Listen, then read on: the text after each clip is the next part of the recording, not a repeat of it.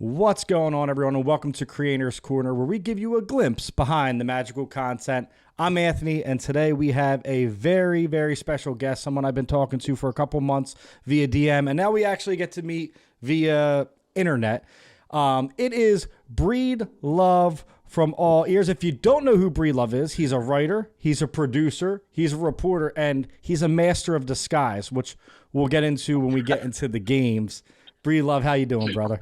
I'm doing great. How are you? I'm good, man. I'm good. We had a great conversation before the show, which is, I think it's always needed to break the ice, right? Get to know each other. We talked about my hometown of Atlantic City and all the great casinos there. My history as a, I dabbled. I liked the slot machines. Yeah. My favorite was Goldfish over at the Harrah's. Yep. That wall of Goldfish machines over there always treated me very well. You know what's funny is for someone who grew up like in that environment, I never really got into gambling. Like I'd be the guy that's like, I'm putting $20 on red, and if I don't hit, I'm done. And if I do hit, I'm putting the $20 back in my pocket, and I'll just go to the slots with that 20. It's a horrible thing to think is fun. Yeah, right. You know what's a lot better is being into Disney parks. Yeah, and spending all your money there, as I found out last week on vacation. You get more for your money, Anthony, let me tell you. You do. Yes, you do. You do. And listen, when I see those girls light up, my two little girls, it's worth every single penny. But the icebreaker question, just for everyone to get to know you, right? What other interests do you have besides Disney? Because I start with this because we're going to go deep into the Disney to talk, I'm sure. Great. What other interests you have? I know because I did some research, but I want you to come out, talk to us a little bit about what interests do you have? What does Breedlove do besides Disney World?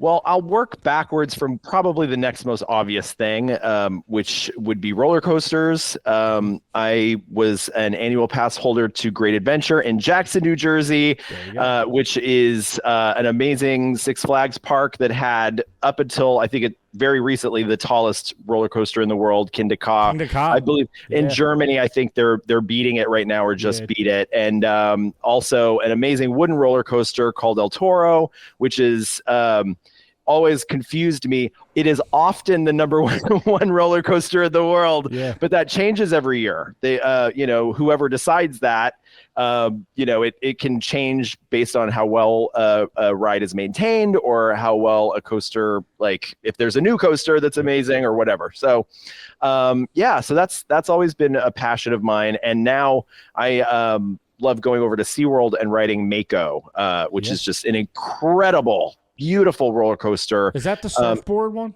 No, that's Pipeline. Because I've seen that. That looks super cool. It is cool. It does look very cool, and it is very fun. And I do like riding it, and that will be included in my day or evening at SeaWorld to ride that. But Mako, I go at the end of the night when it's about to close and nobody's there, and I just ride it over and over and over and over again by myself, and just put my arms in the air, and I sometimes it's whatever is going on, I let it out on Mako. So are you someone that likes the crazy roller coasters? Are you like a chill roller coaster person? Because I can't do loops and stuff. I don't know. Okay. I am not a fan of Rip Ride Rocket and the Hulk over at Universal. I think those are like stunt coasters designed to put you through so much that it's just kind of unbelievable what you have just gone through. Like you wait in line for a long time and you get on the coaster and it traumatizes you. And that's ta-da! That's what you get for waiting that long in line. And I think for some people, maybe younger people, I think might like that more. I hurt. Oh yeah. My body hurts. And I like things that are a little more, I say elegant. Like I think Mako is like a very elegant coaster. There's a really big hill at the beginning, and the drop is like beautiful and thrilling and scary. You feel like you're free falling. It's great. And there's a ton of air. The whole ride, you think you're going to fly out of your little lap restraint. Okay. So it gives you that like that kind of thrill, but it doesn't turn you doesn't feel upside like you're down. getting beat up. No inversions. You're not beat up by it. It's really, I think it's a really beautiful coaster. And I'm 42. I can ride it 6 times in a row, you know, and not feel horrible afterwards. I feel actually invigorated and really great. And like I've gotten something out of my system, you know, whatever it may be, extra energy, sadness, you know, I go release, there, right? Sometimes I go on and I cry, you know, and I'm like, it's so beautiful. Well, we got to go to, you want to go to SeaWorld when you come here? Yes. I'll text you. We'll go. Let's do it. Let's go ride Mako. I haven't been to SeaWorld since I was 6. Okay. So obviously I'm vegan and, you know, very problematic history at SeaWorld. So it's something that I had to really research and look into because I love animals and I want to do what is right for living things, not just for myself. You know what I mean? I'm not out like to have fun at something else's expense. And so I really wanted to see like what is the status of this. So I went and asked a lot of cast members actually in Disney Worlds at both Seabase and in Animal Kingdom, and I went and talked to some of their animal care workers there in SeaWorld and found out about this collaboration that Disney and SeaWorld have to regrow coral because there's like an emergency right now, especially in southern Florida. The coral is like gone because of this stony coral disease that is killing it. And what is, aside from the fact that like the coral is needed in the ocean, you know, for the ecosystem.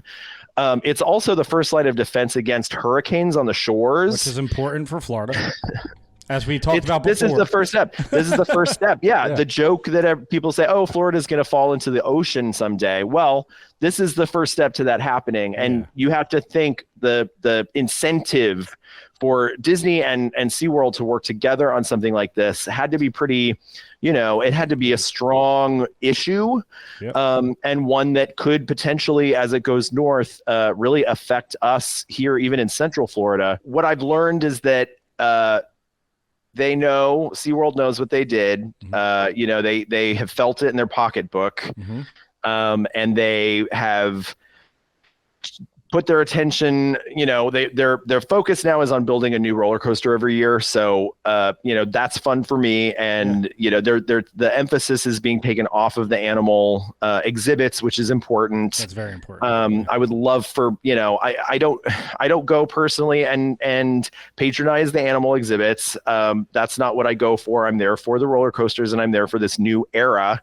of SeaWorld, which is not related to the past.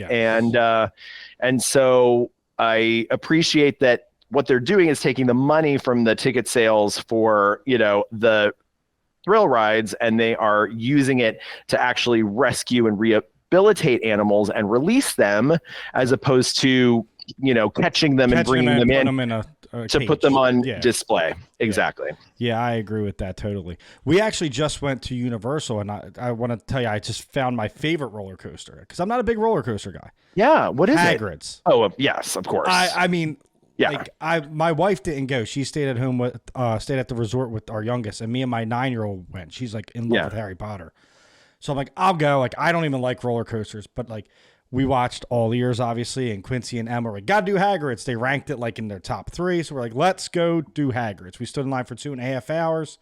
Did not disappoint. Yeah, I love it. And just if you ever find yourself in Virginia by Busch Gardens check out a coaster called Verbolten. It's a car theme as opposed to a cycle, a motorcycle, you know, theme.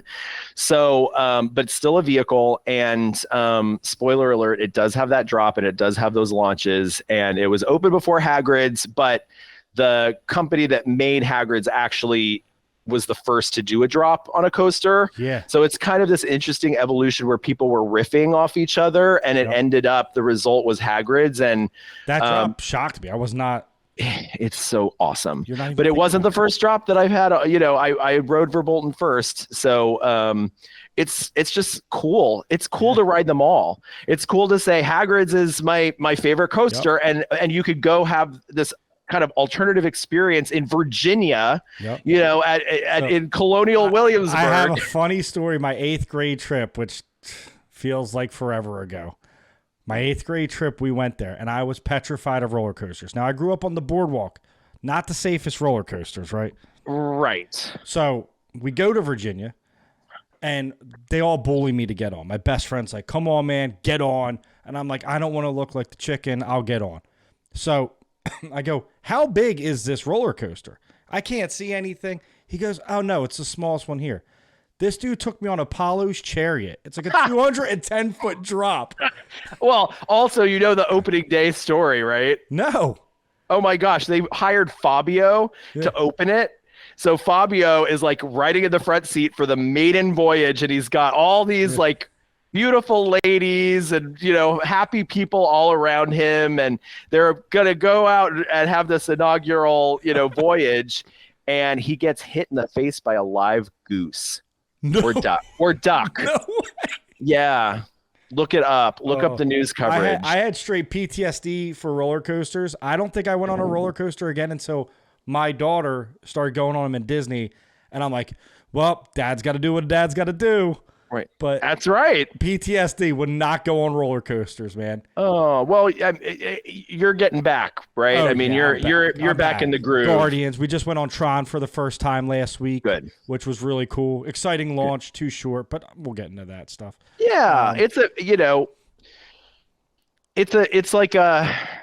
energy shot. Yes, as opposed to a whole energy drink. Yeah, it's a 5-hour energy. It's a 5-hour energy instead of drinking it. Right, exactly. Or a rock star. And sometimes that feels good. Yeah. Look, my daughter loved it. I thought it was great, the launch, but I was like, I think I almost got the same speed at Hagrid's. It was very close to me. Like I felt. Yeah. So, but we talked enough about roller coasters. Let's talk about Breedlove. And this is something that you did not bring up. What? Which I thought you were going to bring up. What? Which I didn't know until I started researching because I've never heard you say it on all ears. Okay. You opened up for Lady Gaga. Oh, yes, I did. Well, yes. So she and I, I just have been friends with her since before she was famous. We hung out in New York together. We were part of this little kind of troupe of we were into like performance art and throwing kind of immersive parties. And our sort of leader, I would call her Lady Starlight. Her real name is Colleen Martin. She's now a really successful techno DJ. She lives in Berlin, but at the time I met her, we were both working in Henry Bendel department store selling makeup. I was selling Kevin Aucoin's makeup line. She was selling Makeup Forever. She had this amazing Peggy Moffat look, which she was a model of in the 1960s. Vidal Sassoon created this amazing haircut on her called the 5-point haircut, and Colleen had the 5-point haircut, and it was perfect. It's a really hard. It looks like a helmet. Yeah. Like think about those 1960s, like really precision. All straight lines. Yeah. And it was 5 points because there were these points that, had to all line up and be perfect. And so she had the halts. She was committed. Yeah. And I walked up to her and I said, "You're the most amazing person I've ever seen. How can I be like you?" Daisy's eating her bone. Can you hear it? Crunch, crunch. We're good. Okay. And I said, "You're the most amazing person I've ever seen. How can I be like you? Like, I just want to, this sort of crazed, like, I need you in my life. And I suddenly everything about me feels wrong. And you've shown me, what kind of being cool is and different, expressing yourself. Yeah. Who are you? Who am I? Mm-hmm. Who am I? I'm wearing clothes from H&M. I got my hair cut with a picture in a magazine that looks like every other guy in New York City right now in 2003. Like, who am I? So she named me Breedlove. Oh, that's how you got the name. She named me There you go. That was one Breedlove. of the questions. That's She named me interesting. Breedlove based on the race car driver Craig Breedlove because my real name's Craig. Mhm. So Craig Breedlove, she found a shirt on early eBay, like that had you know what I mean? Yeah, It was like early eBay. it was early eBay. It had a label that said Craig Breedlove for Sears. We didn't know who that was, but she was like, she sent it to me via email. Yep. The picture, of course, and she said, "I think this is your name."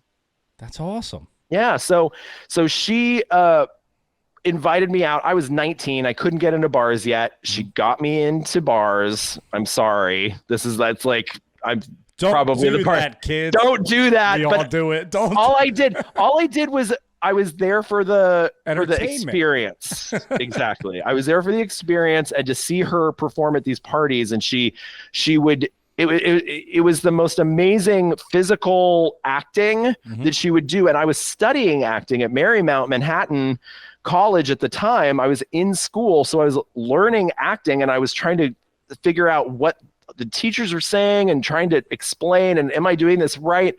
She was doing it all Awesome. with a disco ball on the ceiling. That's awesome. And it was just her and this disco ball, and she was reacting to, like, you can't believe the magic. Like it was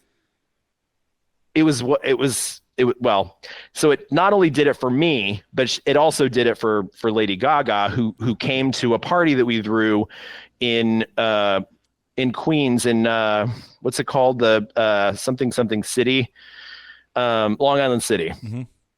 And before Long Island City was like a place people lived, or it was like mostly warehouses. So we threw a warehouse party. It was called Frock and Roll.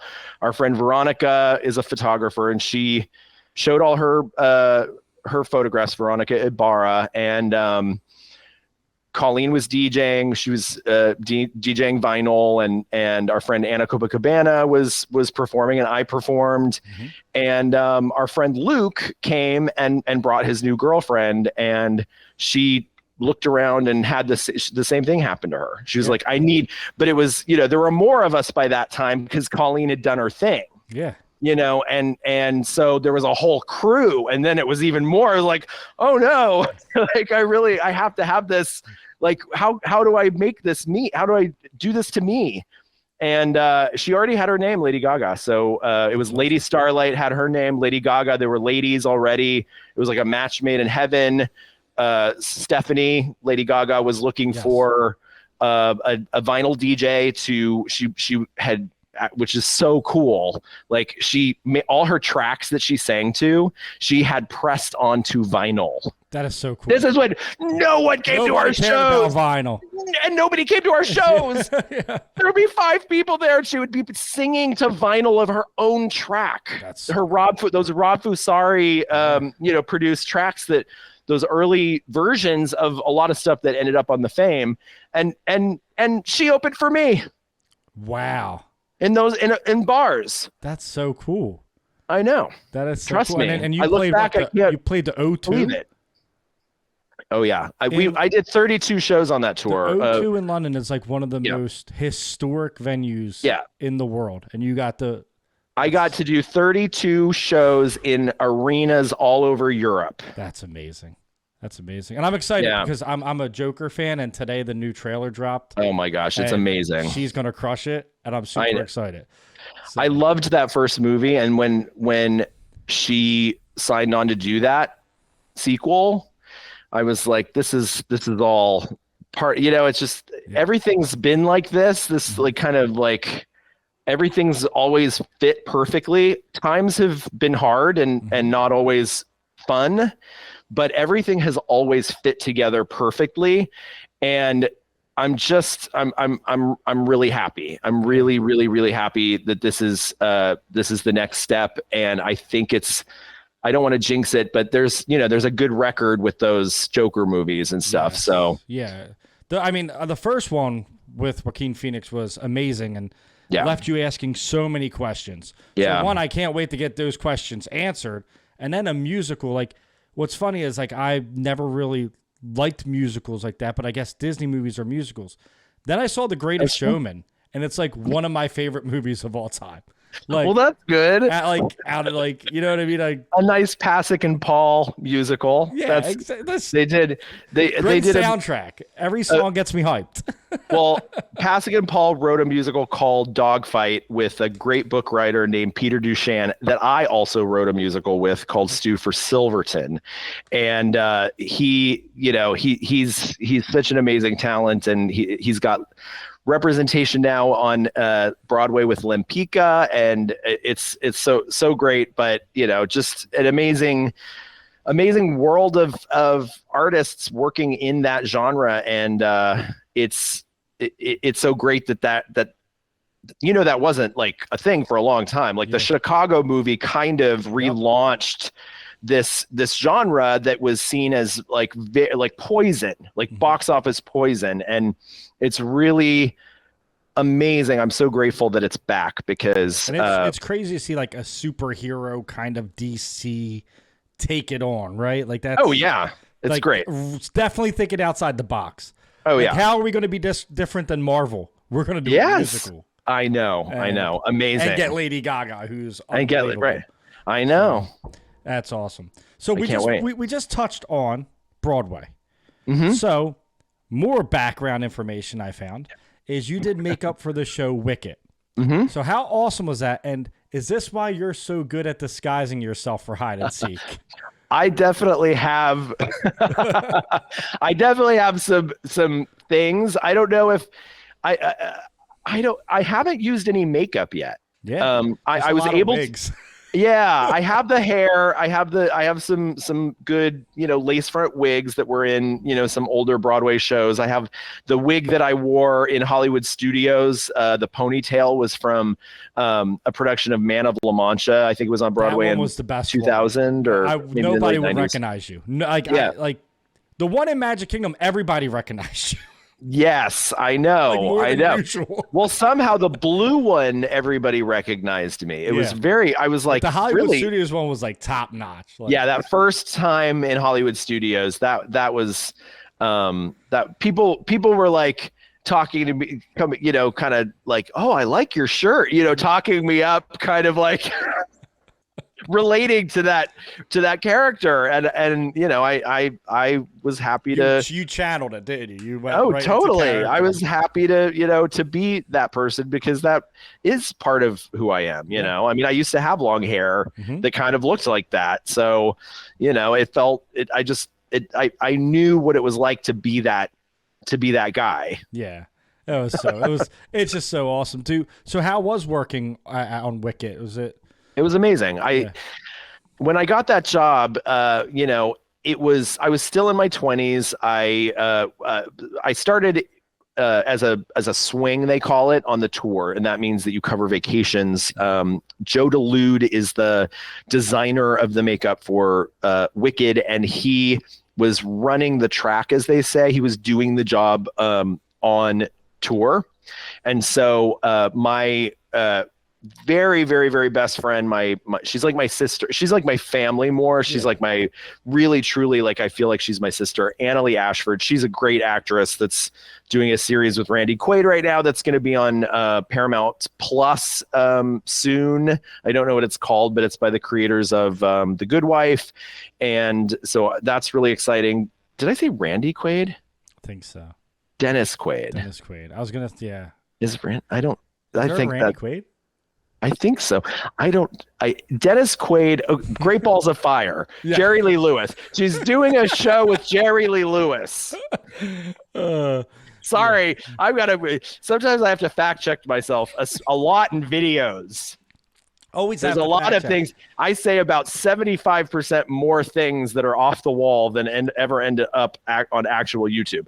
But anyway, she was cast right out of college. We went to college together, Annalie and I. Mm-hmm. Right out of college, she got cast in the Wicked tour. I would go visit her all the time. I went there for Christmas 2005.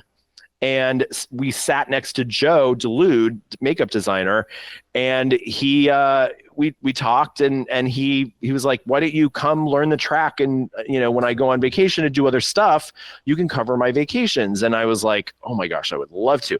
So he actually followed through and invited me to learn it in July 2006. And I went and I learned it on Julia Murney. Iconic Broadway.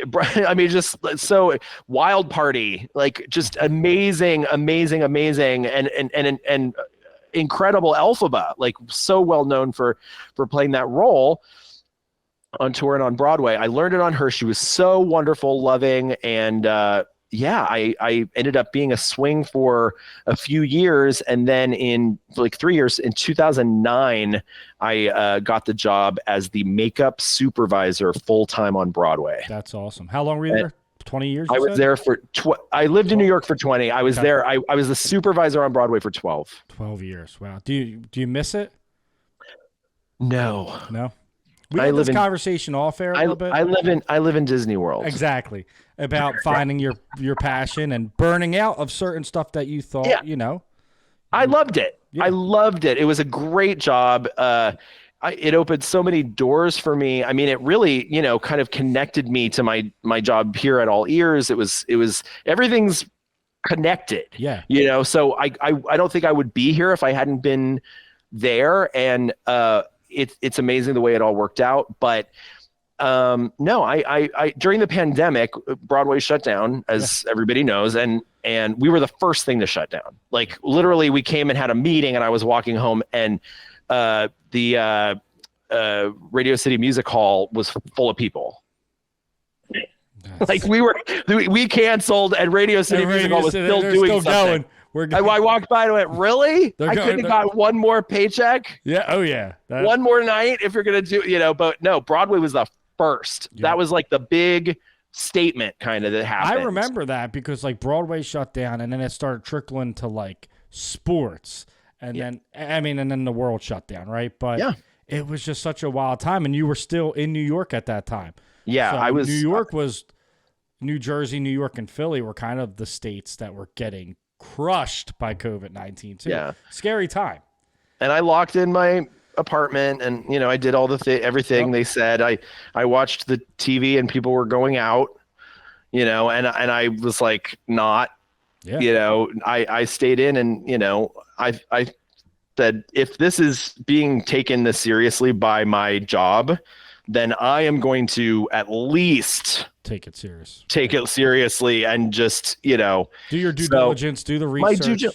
Exactly. But I ended up meeting my dad in Oregon, where my family has a little beach cottage that's been in the family for a very a little over 100 years. Wow, that's pretty cool. It's a very old rustic beach cottage, and in Rockaway Beach, Oregon, and that's when I got to walk on the beach and kind of scream into the ocean and try to figure out what's next. Do you miss New York at all? Because I know that's a hard city to leave. I'm not so. This is going to get hate from people. I'm a Philadelphia person. I'm not a New York person. I don't think Philly's the nicest city in the world, but it's just where everything I love is. Like cheesesteaks, which we're going to get into next. But do you miss New York? Thank you. I'm excited about that conversation.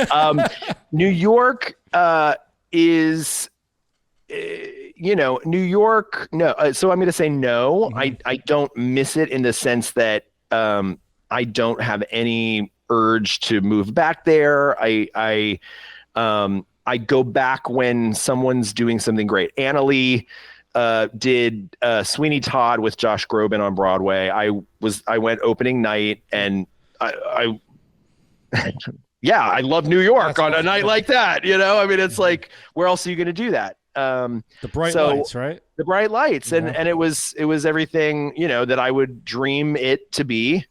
And more, and then I got to come home and go to Disney World. For work. Yeah, which is amazing. Yeah. So before we get into the Disney talk, and this has been great because we're getting to know you. I didn't know all these facts before. I look them up and obviously old videos and stuff like that. But this isn't stuff that comes across in vlogs or podcasts, and this is why I wanted to do this like this. But you haven't always been vegan, and we had an interesting conversation in our DMs about cheesesteaks. Yeah. Yeah. I mean, You were a cheesesteak connoisseur at one point. it's Pat's. I mean, it's not Geno's, it's Pat's. And See, I'm Jim's on South okay. Street. Well, I know you got to be special. Or Steve's Princess Steaks. You got to be different. Okay, that's nice. I go with the family that invented it that still owns the store. So you're a Geno's guy. No, I'm a Pat's guy. You're a Pat's guy. Were you trying to confuse me? Yeah, I was. Were you really? Yeah, I was trying to play with you. So, no, Pat's is good. Jim's is my favorite on South Street. There's the great thing is there's so many good cheesesteaks in Philly now, but I know that, and I understand that, you know, there's been an evolution. Yeah. But, you know, there's something about the original, you know, it's just something about the history. And it probably doesn't surprise you to hear that I am swayed by the history and nostalgia of the story and the family. And of course, I have to go Pat's. Your cheesesteak could taste the best. I'm vegan now. Yeah. So no cheesesteak tastes good to me. I would literally have it would not be a pretty sight. But there's no vegan cheesesteaks, are there? Well, I think you could. I'm sure someone's doing it. Create one of these. I'm sure someone's doing it. There is a Beyond Steak that I have tried recently that's actually pretty good. I didn't make a cheesesteak out of it, but I know the different, you know, the chow, from field roast sliced cheeses. That's pretty good. So you could do. They have vegan Cheese Whiz? I'm sure somebody. I mean, they have. We're in a money idea right now. I know, you're right. They do. There's a recipe that circulates about like a Cheese Whiz recipe that you make with a lot of carrots and stuff that I haven't personally made, but I've had friends make it and say it's amazing. So I'm sure we could work some, you know, maybe a combo of the two kinds. And, you know, I'm a huge Miyoko's fan. That brand is Miyoko makes, like, she's this really cool foodie who went vegan and was like, I'm going to figure out how to do all the traditional dairy stuff with plant stuff. Well, like I just told you, I went to Epcot. I've never eaten Impossible in my life, right? Yeah. I'm a meat eater, but I've never eaten Impossible in my life. And I had the Impossible buffalo tenders, and they were so good. I was like, wow. Like, and you had that in Odyssey, right? You had that. Yep. Yeah. So wine. And now they're on a poutine over at no, and I couldn't get it Airport. at Epcot. I wanted that because I heard the poutine's like the best. It's really good. It's really, really, really, really. This is a hard festival for me when I'm going around Epcot. I'm like, do I wait and get the steamed bun? Yeah. Do I in Japan? Do I get the dumplings in China? Do I, get the poutine? It's all so good. Yeah. That it or do I get the amazing beef patty? They have like this Impossible beef patty over at the Encanto themed La Isla. So it's and the tres leches. So I could literally, this is, if you want to get me started on the flower and garden plant-based offerings, this is like where I start to spiral. You can see it happening. I'm like, you've gotten me. You got me. Yeah, I'm scrambled. That festival, nice work. The festival was great though. I mean, it's so many options, not even just vegan options, regular options. I think that menu stacks up. But what's the original festival? The first festival in Epcot? I don't know. What is it? Guess. Food what do you wine. think it is? Flower and Garden. Is it really? I would have guessed. Also, it's also the original. Really? And that's why you love it so much. Nostalgia. I gotta nostalgia. It's like I have to talk. Yeah, I mean, it always goes back. Okay, but what it was originally. Yeah. Did you know? Like, I just recently, it hasn't come out yet, but I filmed one of the videos where I follow the park map from. Usually it's opening day. I did I followed a Pleasure Island map, and it ended up evolving into learning about the history of just everything that's been on that land, and then to learning the fact that Walt Disney picked that land himself. Really?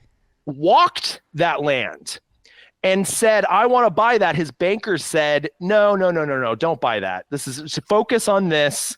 Don't worry about this. It's far away. It's weird. Don't just focus on what you're doing. And he goes, no, he put his foot down and said, I want to buy that. So cool. Who knew Disney Springs, another one man's dream?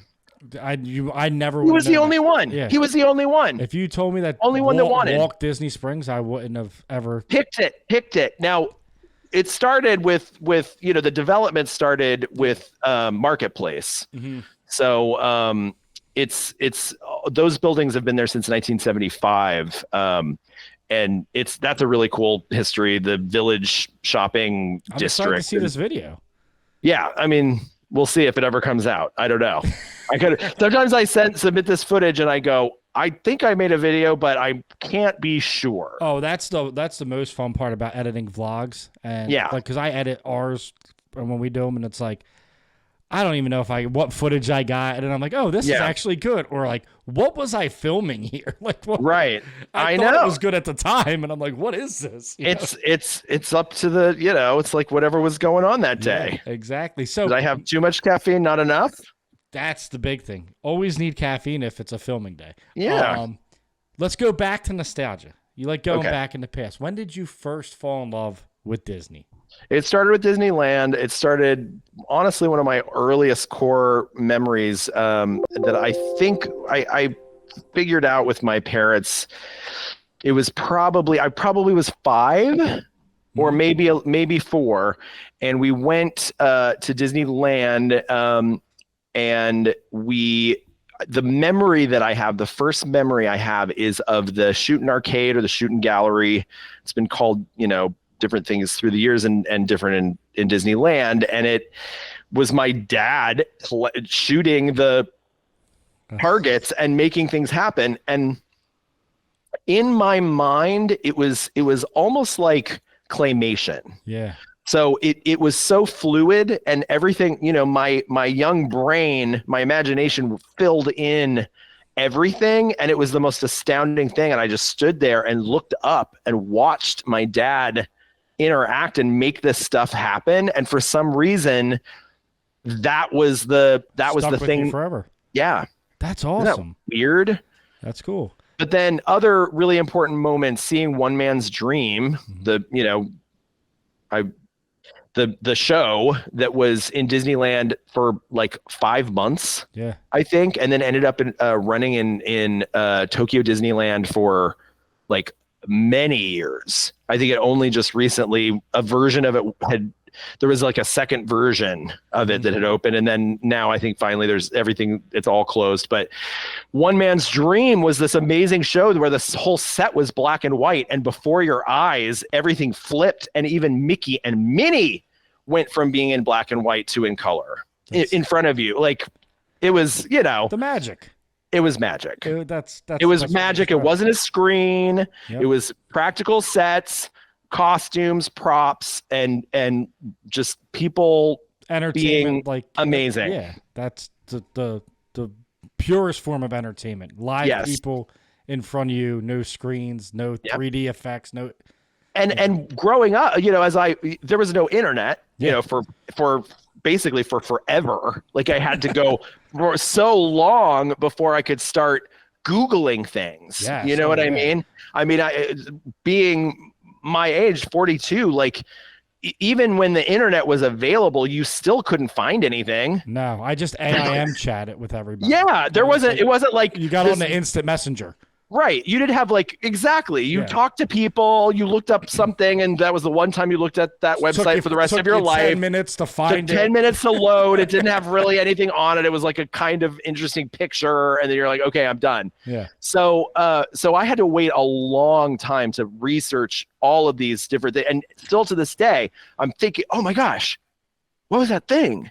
I wonder what that really was. Yeah. What was the story behind it? You know what I mean? Like I'm still thinking of things from my childhood and researching them, but it was crazy to learn. I assumed that show was the biggest show in the history of Disneyland, and it only ran for like 5 months. Yeah, that's interesting. And was replaced by Diamond Double Cross, the Dick Tracy review. Why? Because the movie came out. Yeah, got to capitalize, right? So Yeah. another fun fact I found out about your family, your uncle designed a lot of stuff. One of my favorite pieces in any park, actually, is the Ratatouille fountain in Epcot, because Ratatouille is like a top 3 movie for me. And that fountain is the best picture piece in Disney. I love it. Well, he technically designed Ratatouille. I mean, the movie. He's the production designer, so obviously he's with an amazing team of the best artists. Yeah, oh yeah. You know, I mean, it's like everybody's amazing. But when you go back and look at his concept art, his art weighs very heavily on these films. And when you look at what his style is, and then you go look at the movies that he production designed, Monsters Inc., Ratatouille, Coco, Cars 2. Coco's my favorite. So and that's Your Quincy's my favorite person right there. And Quincy's, and he'll probably watch this. I mean, Uncle Harley loves everything. Keep we're doing these awesome movies. I know. Well, he's working on Elio right now, so we've got one to look forward to soon. But it's really it's amazing to be on this end of it from a news end, and like here, inspired by the artwork of production designer Harley Jessup. It's like, that's amazing. It has to be surreal, Yeah, you're watching you watch Ratatouille and you're like, wow, like so much work goes behind that, and you're unbelievable. Your uncle's doing it. And I grew up with his art, so to see this, it's just.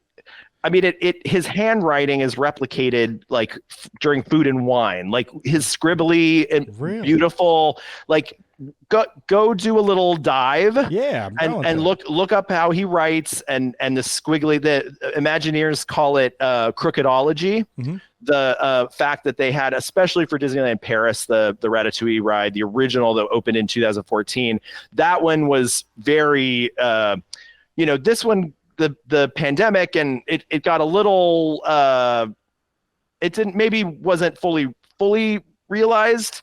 But over in Paris, I mean, they have real cobblestones on the street. Like it's so beautiful and authentic, and the way that they took Harley's artwork and made it 3D is incredible. He won an Academy Award, fun fact, for visual effects for Inner Space in 1988. So that set the bar for me at 7 years old of like, this is my expectation of what life is. Yeah. And did you always want to do stuff with Disney? Was that like always, like even when you were at Broadway, or were you just tunnel vision because that was your life? No, I always wanted to be involved in Disney in some way. There would be like, oh, you should go like see about working at Lion King. And I was like, I don't know. I think, when the right thing happens, mm-hmm. It'll happen. And the right thing has happened. I'm in the perfect place because what I am doing is about Disney. Yeah. It's not for Disney. And I think that's the perfect way to be able to stay a fan forever. I think I'm in the perfect, because, working for a company, sometimes you burn out, or you see sides of the company you don't want to see. And that's why it's best to love from a distance sometimes and not be in it. And I get to be in awe of people that I know that do work there, that are doing these amazing things. And I get to live vicariously through them in the perfect way, because then at the end of the day, I go home and I do my job, and my job is still about it, but it's not for them. That's so cool. And it's the perfect situation. I moved down kind of thinking I would, I was going to try to work for the company. Yeah. And, it just goes to show that if you sort of move forward in faith, mm-hmm. with a lot of intention, but not really specific intentions, like you don't set a bar for yourself that is unattainable, Yeah. or if you just go with sort of an openness to whatever sort of happens, but hoping it's in this certain direction, then I think you end up a lot of times having a more perfect situation granted to you than if you demand really specific things. Yeah. That's been my experience in life. I've demanded, I've gotten, and it wasn't what I hoped for. Exactly. And that realization was very, very difficult for me. Yeah. Yeah. You work so hard. You want it. You demand it. You get it. And you go, maybe I don't want this. Maybe it's not for me. If that happened about Disney, Yeah.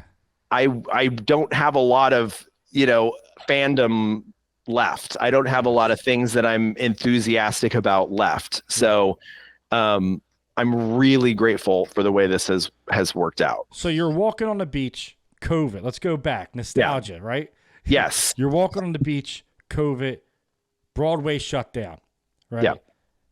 You said kind of your moment where you're like screaming, what am I going to do? Obviously, all ears. How do you start there? You move down to Florida and you just see this job and apply, or? No. I was a mega viewer. Okay. I was a mega fan. So there's hope for me. That's mega consumer. May my story bring you hope. No, I mean, it was my only. I had gotten pretty depressed in New York. I was exhausted by the schedule. Broadway is a 6-day-a-week schedule. So that means you have one day off. okay. And a lot of times then you're putting new people in, they're scheduling photo shoots. You're there a lot more. Mm-hmm. And so you're making good money, so you do it. But it takes its toll. And after 12 years, I was getting it had taken its toll. I'll just say that. My escape was Disney YouTube. And that and was watching our escaping COVID. That's when we found everybody. When we started watching. We couldn't be there. How can you be there without being there? Yeah. Watch vicariously through other people. And I needed it. I needed it. I probably the most important part of my job right now is that I film a video a week for YouTube. Mm-hmm. I have other jobs with the company for the rest of the week. And when I'm in the park filming, I am thinking about what I needed. Mm-hmm. And I'm trying to deliver that in my that's so important delivery, content, the way I talk about things, how sarcastic, how jaded, how like I have me. Mm-hmm. I'm a person that is I'm I'm a little different. I'm different than my persona on the channel in certain ways. And it's not that I'm being fake. It's just that I would probably do Disney World in a different way than I do it when I film. And when I'm filming, I open myself up and I try to be a channel of what the most people need today. Yeah. When they sit down and watch this, what do people need to see? What do they need to feel? Mm-hmm. Let's go on this journey and really live this together. It's so important to know your audience. So important to know your audience. And you being the audience before you work there comes into factors. Like, so I'll go back, we talked a little bit before the show. You asked me about the wrestling content I used to do. Yeah. Well, I had friends in pro wrestling, and they're like, the way that you're going to keep getting successful, even as a podcaster, is you take yourself and you turn it up to 10. Right. So you're you, but you got to separate yourself from everyone else. So turn yourself up to 10. And the moment I did that, I started seeing success. I started doing different personalities on the show. I started, you know what I mean? Just playing with certain things. And then that kind of, relates to people because they're like, wow, this guy's intense and excited, and Right. people want to see someone passionate. Anyone can sit here and go, hey, this was great, but like, how are you going to be passionate? How can they see your passion? That's one thing I love about all yours. It's informative, it's passionate, but it's fun. Like, and Awesome. that's so important for a viewer who, me and my wife, like, I work 60 hours a week. I sit down, I watch the vlogs. I want to escape. I don't want to worry about bills or what's this or when we're going grocery shopping. That's why I love it, because it just escapes everything, puts us in a happy place, and you guys are so enthusiastic about it. And I think what you said is you're channeling your audience. That's what they want to see. Mm-hmm. So that's the piece that you dig into. And I can do that because I am the audience. Yeah. I was a jaded, tired, toxic New Yorker that would come home. You still haven't done the accent yet. I was doing it earlier. You want me to do like, hey Craig, I'm gonna be like the stagehands that hey Craig, what did you do for the weekend? I was waiting for it. You said you were gonna pull it off. Oh, nice. Yeah, Mets Jets. Jets. So accurate. So yeah, I mean, you are the audience. You know exactly what you needed at the time that you needed it. Yes. So that's important. I think it's just really important to, because I know what I needed and how delicate I was, and what the meter when it turned from like making me feel good to making me feel bad was. I try to stay in that range. I try to stay in that range of like only keeping it positive, not telling lies about something to make it sound good, but just maybe don't talk about it today. Maybe we don't need to talk about that today. If it's too negative, maybe I just leave it out. Maybe we'll just leave it out and I'll just revisit. We'll ride Dumbo. Yeah. Let's have a cleansing, let's cleanse our palate with Dumbo the flying elephant. Which had a 55-minute wait during spring break when I was there. Don't talk about it. Come on. Brutal. We're imagining. It's a walk-on. Come on. You're walking right on. Did you ever envision yourself like creating content? Like, obviously, you've always had the creation of music, the Broadway, the writing. You're a creator. Doing that and doing on, camera vlogging and writing for a site, totally different. Did you ever think like, hey, this is kind of where it's going? Or is that kind of just you moved your way up? Or I don't know how this happens. I mean, it's really I know the steps that happened, but I still, it's so there was an alphaba named Lindsay Mendez. Oh, she's an amazing actress, singer. And she did a vlog back in 2013 when she was playing alphaba during the 10th anniversary celebration of Wicked called Fly Girl. And as she was doing it, we were all like, what is she doing? Mm-hmm. Why does she keep pulling that camera out and she's filming it? Why is she filming us? Oh, I don't know. This is weird. That thing has been my calling card in more situations than I can tell you. I didn't know. It was like the most foreign thing. It was like an alien flew in the room. Like, what do you mean you're doing a vlog? Who's going to watch that? And to this day, I just met a cast member in Emporium the other day, and he got emotional finding out I was Craig, Lindsay Mendez's makeup artist from the Fly Girl vlog. There you go. So all ties together. It all ties together. So the situations where people have watched that and been really like it was an important thing to them, and and thinking about, it just goes to show that we are really let off the hook about a lot of stuff in life, because karmically I deserve to, not have anything positive happen from that experience, because I was so negative about it. We were all just part of your career. And now it's like, it was part of me working here. People knew me from here. I mean, it's like, it's unbelievable. I had long hair. I was a completely different person then. Yeah.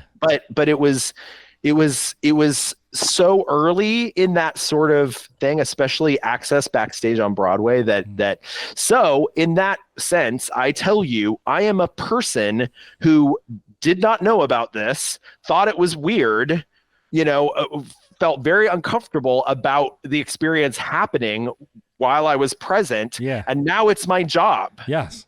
No, I didn't think this was going to happen, but all I could say is, again, what I said before. I was sitting in my living room in New York City and I was desperate to feel good. Mm-hmm. And watching All Ears and Disney Food Blog and other content creators who were working at that time creating these videos on YouTube made me feel relief for a minute.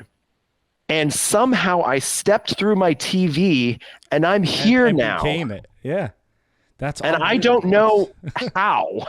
I can't explain it other than, it's just something that worked out, and I could kind of do it. Yeah. Do you think you took some of your performance background and kind of apply it to what you do here? Or, I mean, it's different. Like you said, you're being yourself.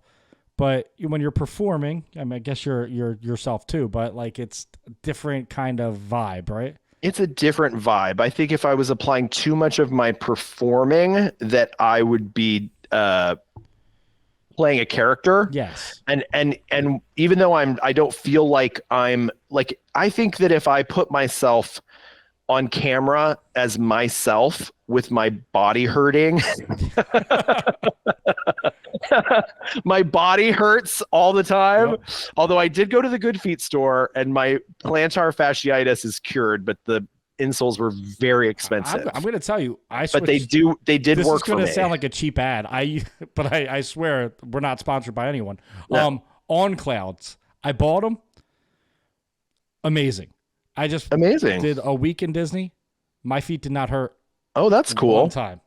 I will spread the word, because my solution. Well, the thing is, you buy. Let's not do the commercial. You buy them once, and you can exchange them forever. Yeah. For as long as the Good Feet store is. That's cool. Yeah. So you pay. You pay anyway, for it. If I went in and was like, oh, my back hurts. I'm okay. It's okay. Let's do it. Do you want to write? I don't know. I don't really feel like. Let's not. You want to do Space Mountain? Oh God. Oh, the wait is 50 minutes. I don't know. Like, I don't think that would be good, right? Yeah, let's do Space Mountain. Yeah. So okay. Well, Space Mountain has a 50-minute posted wait time right now. Let's set the timer and see how long it really is. I have a feeling at this time of the day that it's gonna. It's probably real different than what I would normally be like, but it's still me, and I still believe it. Yes. And I'm not lying. It's just you shadowing the negative thoughts and channeling the positive. Channeling the positive, because we need to feel good today. Yep. We have to, I need to feel good to be able to do this, and you need to be able to feel good watching it. Is that one of the most challenging parts of being a content creator? Which part? Channeling, sometimes kind of, shying away from the negative. Now, honestly, if you think something doesn't taste good, you're going to say it doesn't taste good or whatever. But I'm saying just keeping it positive. I've watched other vloggers that are, I'm addicted to positivity. I want to be positive, but I want truthful. There's some vloggers out there that kind of make their money off being negative about Disney. Right.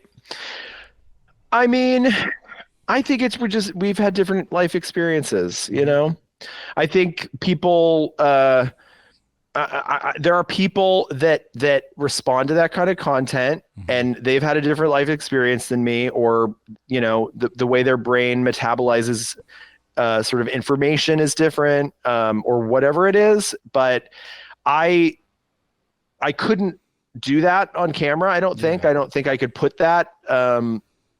I don't think I could put that on camera. And I think I would get really sad watching it back. plus I don't really feel that way. But like, not even like, it doesn't have to be, all negative, but just, you're not feeling it. You're having a bad day, but that it's your recording day. Is that very hard for you to snap out of the, okay, I'm in a funk today, or as soon as that camera comes on, you feel like, all right, just do it? I think that I, I don't really know. I'm trying to think of a case when I was like really in a bad mood and had to go film. I don't think I don't I'm really trying to answer that and think about. I think I've probably been having a hard day and filmed, and I just try to jump in and start to have experiences. Yeah. And then by the time I am on my like third ride, Your bad day is gone. I've forgotten about it. And then I save my intro maybe for a little later, because in the morning it's hard for me to not only remember all the words. That's always a problem, is like standing by the castle going, okay. It's you like got to keep the energy for the 6 all the words. That you do it. Yeah, exactly. Well, I try not to do. I don't want to be like by the castle doing that, over and over again while people are having their magical day in Disney World. But I kind of go over to the side and I do try to get it done in one. And that's something I think I've just learned, sort of how to set the day up for success, kind of no matter how I feel. But the days where I'm down here, like where my mood is down, are few and far between. You live in Disney World now. Like yeah. So it's from New York to Disney World. That's like the best thing ever. I know. So yeah, I don't know. Is that okay? How did I answer your? Yeah, I mean, did I answer your that's question? a good thing that you don't really feel like any negative thoughts or any bad days affect your content. I think I have enough. I have enough tools now, just personally, to at least get the video started. If I was like really down about something. My grandma passed last summer. The things that happen in life that we don't have any control over, but we have to keep going. And especially in this work, I feel such a sense of responsibility to people to be fun. And I want to give people what I received. That is such a big thing for, like I said, for all ears. It's just fun, like good the games and all that. And we're gonna get into the games in a little bit. Okay. But what's your piece of advice for anyone who wants to start content creating? What's your advice? I mean, listen, I'm a year in. Obviously, I've had a passive content creating. Talk to Anthony as the Disney creator, 8 months in right now. What advice do you give to people like me? Be authentic. And not just like the hyperbole, version of that, of like, oh yeah, no, like be real, be honest, and find the honest version of the slightly exaggerated character. Don't yell at us with some bizarre, unrelatable, not attached to any sort of humanity character. Yeah. I would say. Yeah. And the other would be, I guess, at least start with things that you're truly obsessed with, or make sure that those things are sprinkled in. Getting to do the history stuff, follow the old maps. That's really cool. It's my passion. It's the videos that I'm most passionate about. There's a series where for people who don't know, I follow opening day. Here's the opening day Magic Kingdom cool. map, and and I just follow it and see what's left, and literally go to Disney World, go to Magic Kingdom, just following opening day maps. I did it for Hollywood Studios, I did it for Epcot, and they're not the most watched videos, I'll say, but they are my passion, and that's super important. That's super important. And for the people who who I've connected with, viewers that we sort of have established this we understand each other vibe. It's good for them to get videos like that for me, I think, because I think it strengthens our relationship. Yeah. If that makes any sense. I love doing general videos because I love reaching a wider audience. I love reaching people who maybe aren't the biggest Disney World fanatics. Yep. Like, I think that's really cool, and introducing them to some facts and some different aspects of the parks that, they may not be aware of yet. But in terms of the stuff that feeds my soul as a creator, I mean, it's definitely, that is a series that I'm extremely passionate about. And it's a really hard series to make because I cry a lot. I cry. I talk to cast members who are there, and they tell me their stories, and they tell me about stuff and teach me. They explain, oh no, this is this. And I'm like, I'm engulfed in chills, and I cry. That's the passion coming out. That's the passion, exactly. And so if you can, you've got to reach the widest audience. Yes. As well. It's important, but make sure that you're still doing things that are, and they're not going to make you the most views. It's not going to get you the most views, and that's okay. You are building a relationship with a core audience that is going to be very loyal to you, and then you're going to cry together when you meet each other in the parks. It happens all the time. What's funny is I've been going. I think we went 5 or 6 times last year.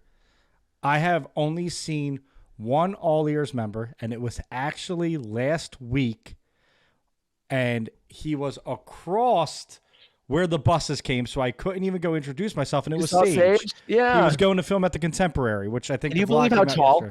Yeah, he looked tall from them. I'm like, there's Sage, and my wife's like, oh my God, there's Sage. I'm like, we can't get over there. There's a fence. I'd have to go all the way around. By the time I got all the way around, he would have been gone. So, but I'm like, oh, look, so there's cool. An All Ears member. I finally got to see one.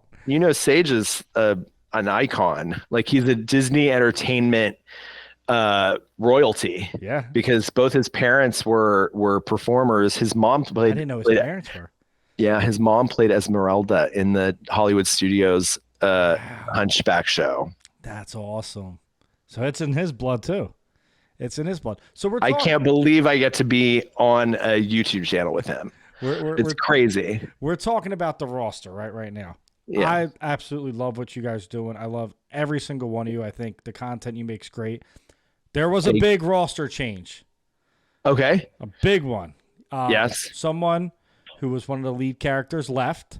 Yes. And when that happened, I personally, and I said this to Quincy, I felt the crew come together. And I felt like different things then happened. And I think it has been an awesome run. I think everything has been amazing. Thanks. Was that kind of the plan?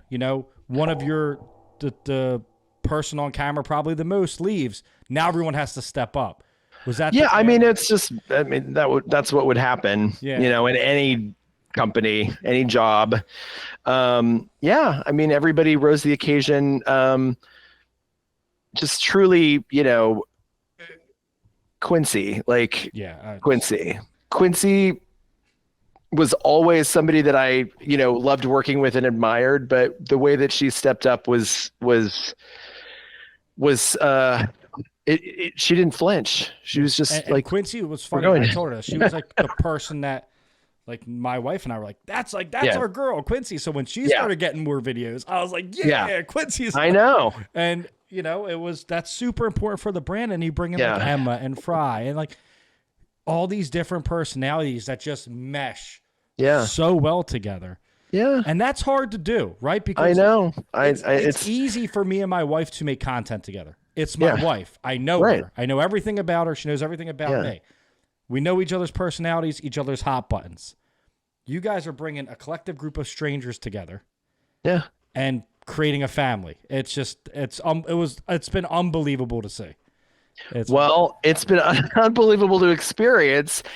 And I don't know. It's another thing where I don't know how to explain it. I should just say, you can't fake what we have and what we do. And it could have gone the other way. Yeah. Like it could have not happened. And I just think it's, the funny thing about it is the fact that we all work, we're all obsessed with working and we're obsessed with these jobs. I mean, it's just like, we all have different jobs in the company. I love looking around and seeing what everyone else is doing and the amazing work that they put out doing their different stuff. Like Emma on Style. Oh my gosh. I just have clothes sent to my house. You know what I mean? She picks out the vintage fits that you get. I'm jealous. Well, I do. I supplement with a vintage hat or two, but Emma, like the t-shirts, like that's all Emma, and socks and hats too, and accessories and stuff like that. Like she works so hard on that, and I never have to think about it. Yeah, it's amazing because she does her job, and Sage is like social media content like master. He's just, his output is incredible. Constant. Fry is doing all kinds of stuff behind the scenes. I mean, she's just, and traveling in.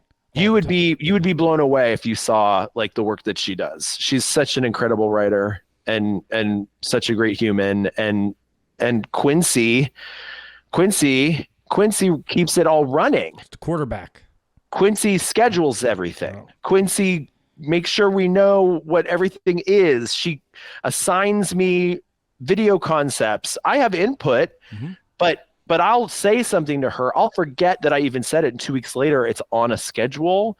And it's like, for me to write a shot list and make my idea, my dream become a reality, and sometimes it's something I've never heard of, and I'm like, what is this? And she's like, check a sauna. She amazes me. And like when we interviewed her, and to get her for the first one, right, like reached out, shot in the dark. Amazing. I know. She couldn't be more of an amazing person. Like that, honestly, like comes as advertised. 100%. Exactly. Amazing. Exactly. And they're there to bounce. I mean, she's there for me at all hours to bounce ideas and, to receive ideas. And that's so they're not all creating, right? They're not all ideas. Exactly. And just the fact that there is that open channel is so, I think it's very unique. Yeah. And I think it's, I think it's part of the success of how everything runs. We're able to put out 7 videos a week. That's crazy. And how intense is that schedule for you? I mean, I know Quincy went into it. Mine is mind blown. Yeah, I film 1 video a week. So you're in the parks every day for news almost. Exactly. Right? So I'm, as a reporter, I'm doing park walks, which is, I have to say, park walks, being a reporter is my passion, because it allows me to experience everything firsthand that we end up talking about on the channel. So I really get to see it happen, take pictures of it, take video, and send the information in. So I'm taking mental pictures, I'm taking physical pictures and video I can look back on. I have the information. I have written it out, which helps you memorize stuff. Yep. And it's how I can be up to date on everything, because I'm not 20-something. I can't read something and remember it the same way. I have to live it this way. It's the only way that I think I would be able to do this. That's a dream, to walk around Disney World and get to report on stuff and see all the, whether it's the progress on Tiana's, you know, that every day. I know. Saw the banner being applied to the front. Now it's covered up again. Need a date. I need a date so I can fly It's down. coming. Oh, yeah. So you do need it. I see. I'm an annual For travel. holder, so I'll get the AP first look. Yes. I just need to get down there. So a thing once all years kind of shifts, right? Roster change. A thing that I really just attach to, and I think a lot of people attach to, is the fun aspect, the games. Yes. Let's talk about the games. I love it. It's so fun. I mean, I play like, oh, this is so awful. Oh, now this is happening. You know, I that's a whole other kind of version of myself that I let come out, and it's me. I mean, it's just so you add any level of stress to something for me, and my appearance transforms into someone who is angry. Yeah. But what is really happening is I have anxiety. Yeah. I have really serious. The angst comes out. I take medication for it, but it doesn't always, you know, if something's like, if I'm in a really tense situation, like in a Game Master. And we talked about this, and someone asked, why does he seem like he's always mad in Game Master? I'm never mad. I would never be mad. See, I took it as competitive. Anyone. No, it's not even that. I'm sorry. When I watched it, I took it as competitive. Like, thank you for doing some sort of like, making an excuse for me. But no, it really is. It's like I go into this place like, when is she gonna know? Is she ever gonna know? It's 9 questions. Like, no, and then you're getting anxious that you have 2 more. Yeah. 1 more. That is anxiety. That 100%. There's no anger. It. There is no anger even in my. I don't blame them. I'm mad at myself. If there's any anger, it's at myself. For maybe that's not it. Asking the right, or directing saying the right thing, or like, yeah. oh, I shouldn't have said that. Yeah, why did I make her stay on Main Street? Yeah, oh my God. Should I stay on Main Street? Yes. No. And then I like mute. Great. Now I put her on Main Street, and there's only one thing she could get there. So I love the games, like we talked about earlier. Hide and seek. It reigns supreme. It's such a good idea. It's such a I love it. Such a great idea. Like when they brought that up, I thought hide and seek. How are we going to do a whole video about hide and seek? What do you have, 5 now? It's the most fun thing I've ever done. I love it. Last time I was here, my dad was visiting, and it was the blue. No. That wasn't the last one we did. It was the blue wig. When my dad was visiting, it was the blue one, and I was going around. I was like, Dad, I have to find a costume. I'm doing a hide and seek tomorrow, and I put that outfit on, and he goes, you have to wear it. And I went, really? He goes, yeah, it's too good. You literally have to wear that. The best is the first one. Nobody had disguise, but you and Sage figured out we can change clothing. And that was kind of the start. And now it's off to the races. Exactly. But that one with the blue, my dad went to Hollywood Studios, and he was sitting at Baseline Tap House, and I walked up to him and he pretended he didn't know me after being the one to tell me I had to wear that. Oh, that's classic. Isn't that awful? Oh, that's great. Dad. I don't know this guy. He was hey, like, Dad? really? You're sitting there saying, Dad. He went. It was like Buddy the Elf. Dad? Yeah. Dad, it's me. Look, you made this. You did this. Man. Oh, that's hilarious. So we're going to get into a couple more questions. We're winding down here. I asked Instagram for some questions for Breedlove, and they delivered a lot of questions. I narrowed it down to about 5, so we're going to get into it. Amazing. Kara asked, if you had one day to experience a defunct attraction at each park, which attractions would you want to revive? In each park? In each park? Okay. This is good. So let's do Horizons, obviously, for Epcot.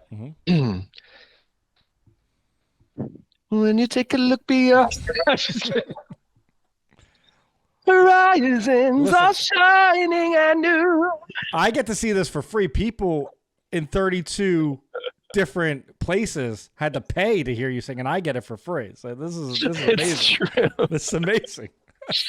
Okay, so definitely Horizons. Epcot, it's where Mission Space is now. It was sort of the sequel to Carousel of Progress, but in ride form. It told the history of the future, basically, the history of futurism and progress. And it was a great ride. It was a great ride. You could smell orange on it. Like you could, like back in the day, apparently I heard the same scent machine that they used in that scene on Horizons moved over to the Alexandria fire, the library fire in Spaceship Earth, and that's when it started to smell like fire.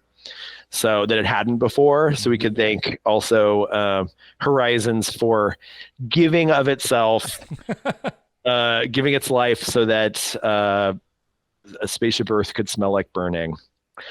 Okay, I'm gonna go to Animal Kingdom because this is an interesting one. I kind of want to say Camp Mini Mickey.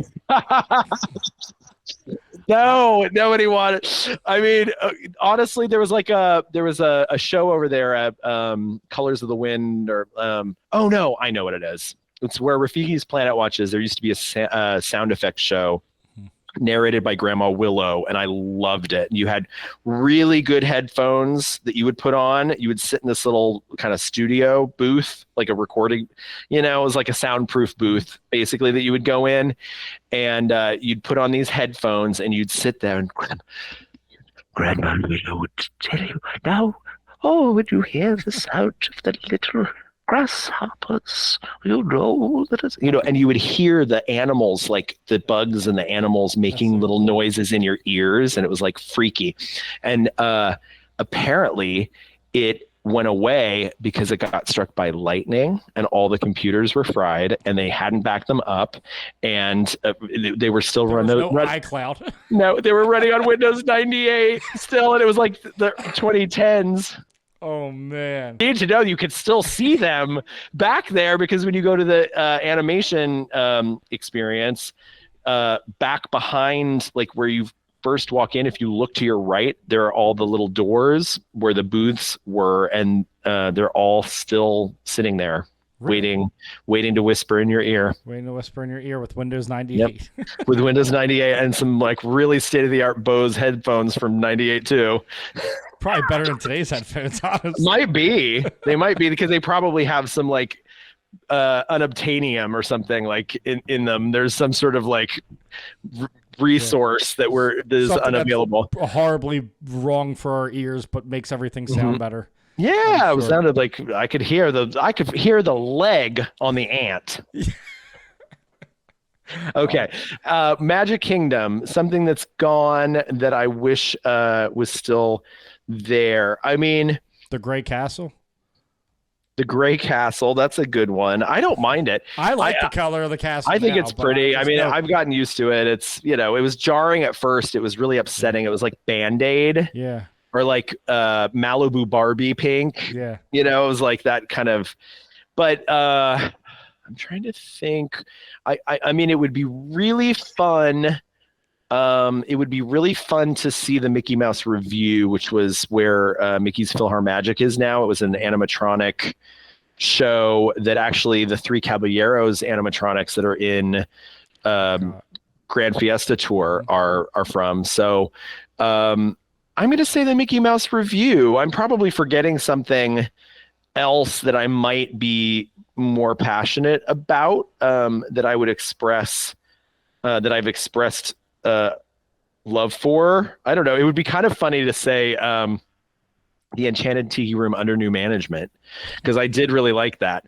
I'm a very famous movie star and all of Hollywood knows my name. Who cares about Aladdin and Jafar? I'm the one with all the looks and fame. I think you should revive it and go. Should there. I do it? Should I just stand in there and start doing it? I don't want to be. I don't want to be on YouTube in that way. Right. Caroline. Should I do? Wait, I didn't do Hollywood Studios. Great movie ride, obviously. Really, you don't like Mickey and Minnie's Runway? Well, listen. So couldn't I have them both? I never had the Great Movie Ride, but I think really. You would. Mickey and Minnie's is an awesome ride. It is an awesome ride. I think it would be great if we could have both. Yeah. Get rid of Frozen Sing Along and put one there, one there. Yeah, I mean, I like Frozen Sing Along, but you could just do that on the stage. Yeah, I will say that Great Movie Ride was a very impressive, and it had many. It was like an epic. So many animatronics and practical sets, and just an amazing interactive storyline with the narrator, and that was on board, that actually walked into the storyline at one point. I mean, it was beyond 1989. It was. Well, listen, I know a lot of people loved it. I just never got to experience it. Understood. I could do without the Busby Berkeley dolls at the beginning. You know what I could do without, and I know we're getting off topic here, but whatever. The Frozen animatronics. Yes. And Frozen Ever After. Yeah. Can they just have real faces, please? That was an era. I think that was scares me. We were. I think that animatronic had a combined with what we learned from the Shaman of Songs in Navi River Journey, in terms of like facial articulation. Not that it's the same level, but I think the little motors and all that stuff, how they were able to get all of that intricate movement. Yeah. They were finally able to make an animated looking and now look face. At Tiana's. Move right, exactly, and Tiana is it's astounding the way that she moves. So I think it was sort of, they had to, we had to do the Buzz Lightyear first of all, the Buzz Lightyear animatronic with the projection face into, I guess, Mr. Potato Head, into Seven Dwarfs on Mine Train. I'm sure I'm missing something. I'm sorry. To everybody, to people who are smarter than to the one me, that's going to fact check you. Yes, exactly. This is something I would like if I would Google really quickly on that. But then to get to Frozen Ever After, I think the effect is pulled off the best out of all of those. Like, everything has to be kind of in the dark on Seven Dwarfs Mine Train, and it's not in Frozen Ever After. I think they really honed in on how to light that type of animatronic, and I think it's done really well. But now there have been advances in the technology that allow them to create a face that moves as fluidly as the video, the projection. When the faces aren't on, it's just the black screen. Yes, I've seen it. Yes, I mean, we're talking about nightmares and being scared. Yeah, I've seen that. I mean, that was like, classic with the Mr. Potato Head eyes. Those eyes, the eyes would be a computer screen, and I mean it. So it's not. I appreciate it for what it has contributed, historically, and I appreciate the lineage. I hope that it actually stays the same and they just update it. Yeah.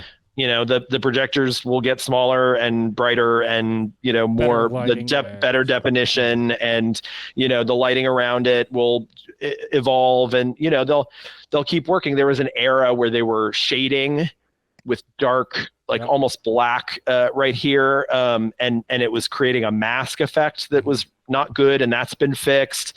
So shout out to Show Quality Services, the department that maintains all of the rides and attractions. It is a department. It is a department within Imagineering that is all about just keeping everything magical and maintaining all the old stuff we love. Like, think about Hall of Presidents. Oh my gosh, Pirates. When you look in there, what is it? Pirates. And oh my gosh, like the Yeah. maintenance of these things is just, we only think about like the day the Imagineers Yeah. install it and like, No, when it's they an invented everyday the thing. technology.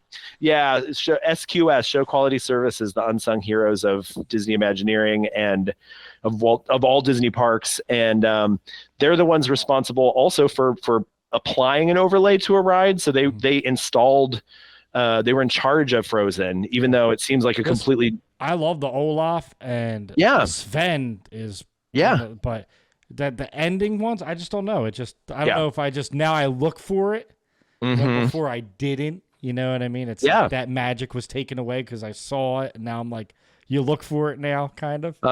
Because of you saw the face. Like you see like go blank. You see you saw it it on a video, and you're like, and then now you look at it, and you go, well, don't watch it. Yeah, well, we deserve to feel good. Exactly. You know what, Anthony?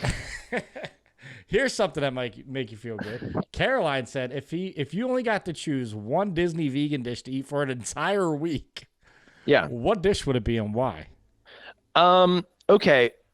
I'm gonna go grilled vegetable skewer, Primo Piatto, Riviera Resort. Love the Riviera. Great resort. Great quick service restaurant, Primo Piatto. I mean, they do it. I can bring anybody there. You know what I mean? I can bring anybody there. Everybody, it's very impressive. I tend to be afraid to hype it too much because I'm like, you could get really good food there. They serve the same food next door on a plate, not the entire same menu, but they do the grilled vegetable skewer next door at Bar Riva. So you could actually sit at a table, eat with a real knife and fork on a plate, order a cocktail or a non-alcoholic mocktail fun beverage of your choice, and sit in there in this amazing, like, cool casual restaurant environment, be served by a waiter, and have the same food. It's kind of like the we just stayed at the Polynesian. The lounge that's next to Ohana. Yeah, Tambu Lounge. Tambu Lounge. Great. We went there, ate the wings, ate the noodles. Because we already did Ohana dinner. I'm like, I just want noodles. Exactly. But in this case, you still have someone serving it to you, so you still have to tip, which definitely we're happy, excited to tip when someone gives a service, brings food and beverage to our table, all of that. But in this case, you have the opportunity to eat in a quick service restaurant the same food that you're going to get at a table service restaurant next door, even though it's a lounge, it's a bar, it's a pool bar, basically. It's their pool bar. But you still get to, if you want to have that experience, you want it. Sometimes I want to take a friend and I want to eat my grilled vegetable skewer on a plate. Sometimes I want to get it in the cardboard box at Primo Piatto next door, and it's cheaper. Either way, you can't lose. It's the same delicious food, and that is a dish I think I could eat every day for a month. A month? It's huge, big, fresh vegetables on a skewer, grilled. I'm going to have to try this now. Grilled in their wood fire grill. Yeah. That then they place on there with on a bed. It's on a pita with oh gosh, what's the stuff called? It's not rice. It's not not risotto. It's the healthy stuff. I don't know. I was going to say risotto. the grain. Oh no, I can't remember. That's going to be the thing I don't remember for this. Rice-like food. Oh no, I'm horrified. And the two sauces, or actually, this one is just the ones. I can't remember. Something about that sauce, though. Oh my gosh. Good. It makes it so flavorful. And what is the grain called that you eat with it's a healthy people grain? Quinoa. Yes. Grilled vegetable skewer. Harissa marinated grilled vegetables on a grilled pita with quinoa, vegan yogurt, and a lemon tomato vinaigrette. That sounds delicious. Now I'm gonna have to try that in August when I'm at the Riviera, and I'm gonna review it for you. You will not be disappointed, and I guarantee it. I can't wait. I personally guarantee this thing is delicious, no matter what your main diet consists of. Mine is going to be Topolino's rigatoni that whole week, but great. I'm not. Listen. All I can do is answer your question. I can't change your life. But like, I'm gonna answer Caroline's question. That's my answer. Topolino's rigatoni. Okay. The whole week. That's what I'm doing when I'm there. If I'm staying there and I can walk to Topolino's, I'm walking there and I'm getting it. Good. It's the Italian in me. I have to have That's a good great. pasta dish. Have to have a good Nothing pasta wrong dish. with that. Listen, I love Topolino's. I think, it's by far my favorite character breakfast. It's amazing. How civilized the whole experience is. And I know you're saying, oh, it's Disney World. Who wants to be civilized? Well, it's fun to have fun and be raucous and, wild, but it's also nice. I mean, it's early. Yep. Like, let's sit in our booth and let everybody come parade in front of us. And, I like that the menu's a little bit more expanded than other places. Yeah. Different vibes. And if you just, not your scrambled eggs and bacon, you can get other.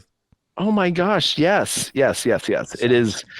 It's a great menu. It's a really interesting, unique experience with the characters because they're dressed as artists. Yep. And I named dance.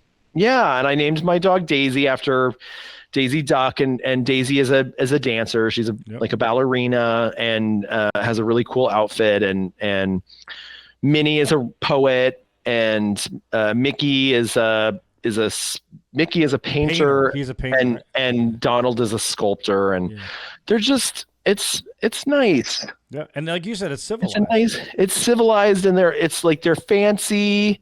They're the characters we love. They're a little fancy. They're on our European, in the days when people would go on extended vacations to Europe and like study a craft. Yep.